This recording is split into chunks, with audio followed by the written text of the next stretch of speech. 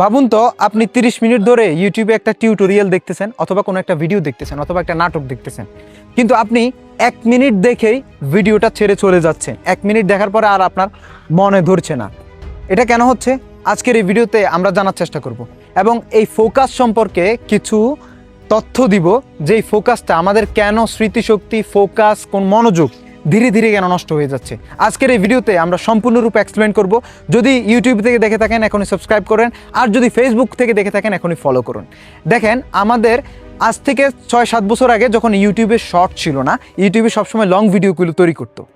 ইউটিউবে, ফেসবুকে যখন রিলস ছিল না, টিকটক ছিল না, তখন মানুষ ইউটিউবে থেকে কিছু শিখতো, দেখতো, লং ভিডিওগুলো দেখতো, দেখে দেখে শিখতো।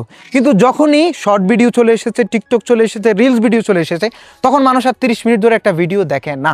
মনে করেন আপনি একটা সমস্যায় পড়েছেন, আপনার ফোনে কোনো সমস্যা দিয়েছে অথবা আপনার কম্পিউটারে কোনো সমস্যা দিয়েছে অথবা কোনো একটা জিনিস আপনি জানতে চাচ্ছেন। আগেকার দিনে কি হতো, ইউটিউবে সার্চ দিয়ে যে সেই জিনিসটা জানতে চাওয়ার চেষ্টা করতো, কিন্তু এখন মানুষ ইউটিউবে সার্চ দেয় বাট শর্ট ভিডিও, 30 সেকেন্ডের ভিডিও দেখে কোনো একটা সম্পূর্ণরূপে নেয়। তো আমরা যে এই যে শর্টকাট, আমাদের ব্রেন যে শর্টকাট প্লেজারটা পাচ্ছি, তো এটা আমাদের মনোযোগকে কমিয়ে দিচ্ছে। আমরা এখন চাই শর্টকাটলি যে কোনো কাজ করতে। ধরেন আপনি কোনো একটা কাজে নেমেছেন এবং সেই কাজটা আপনি সম্পূর্ণ করবেন। আপনি মনে করেন যে 10 মিনিট 5 মিনিট করে আর আপনার মনোযোগ করছে না, মানে ফলাফলের জন্য আপনি আশা করছেন। 2-3 মাস করে আপনি ছেড়ে দিচ্ছেন, ফলাফলের জন্য আশা করতেছেন, ফলাফল আসছে না, ছেড়ে দিচ্ছেন, মনোযোগ কমে যাচ্ছে।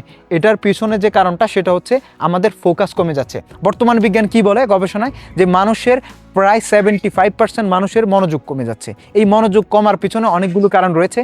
1 নম্বরে হচ্ছে রিলস স্ক্রোলিং, মানে হচ্ছে আমরা ঘন্টার পর ঘন্টা রিলস স্ক্রোলিং করি। আজকে আপনি যদি ফেসবুকে রিলস স্ক্রোলিং করেন, তাহলে অনেক সোশ্যাল মিডিয়াতে অনেক রিল দেখবেন যেগুলো 30 সেকেন্ড, 50 সেকেন্ড বা 20 সেকেন্ডের। আপনি অনেক কিছু এই 20 সেকেন্ডের কিন্তু জানতে পেরেছেন। ধরেন আপনি 50টা রিল ভিডিও দেখেছেন, 50টা ভিডিও থেকে আপনি কি শিখতে পেরেছেন? আমি যদি আপনাকে বলি যে 50টা থেকে আপনি 10টা ভিডিওর নাম বলেন, 10টা ভিডিও থেকে আপনি কি কি শিখতে পেরেছেন, আপনি একটাও বলতে পারবেন না। কিন্তু যখনই আপনি ইউটিউবে কোনো একটা 30 মিনিটের, 10 মিনিটের ভিডিও দেখবেন, তখন আপনি বলতে পারবেন যে এই ভিডিওটার মধ্যে কি হয়েছে। কোনো একটা জিনিস যদি জানতে চান, তাহলে এই জিনিসটার প্রতি সময় ব্যয় করতে হবে। 30 সেকেন্ডের, 15 সেকেন্ডের, 20 সেকেন্ডের ভিডিও দেখে কোনো জিনিস শেখা যায় না, অসম্ভব শেখা যায় না, শুধু ধারণা পাওয়া যায়। আমি আপনাকে যে কথাগুলো বলতেছি, আপনি মনোযোগ সহকারে আমার কথাগুলো শুনতেছেন।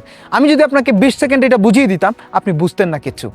চাই আজকে থেকে যদি মনোযোগ ধরে রাখতে চান, তাহলে কোনো একটা ভিডিও 10 মিনিট হোক, 15 মিনিট হোক, সেটা কন্টিনিউ করে সেই ভিডিওটা থেকে শেখার চেষ্টা করবেন। শর্ট ভিডিও থেকে আপনি কিছুই শিখতে পারবেন না।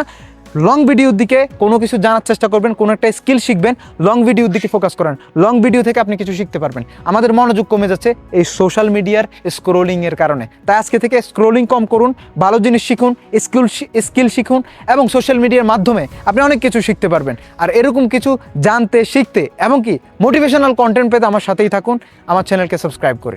ধন্যবাদ।